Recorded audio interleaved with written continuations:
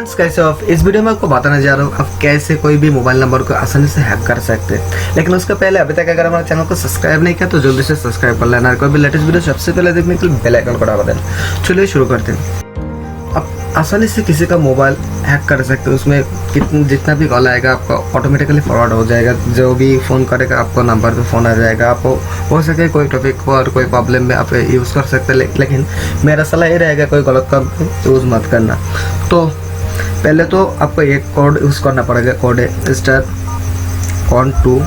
*12* और आपका जो फ़ोन नंबर है तो वो फ़ोन नंबर डाल देना है।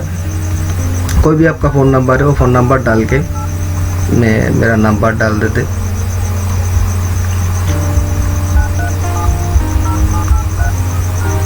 डालने के बाद हैश में क्लिक कर लेना।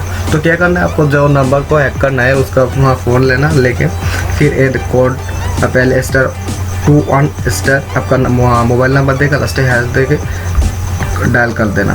डायल करने के बाद उस तरह ऐसा पेज ऑन होगा जो carrier info call forwarding registration was successful.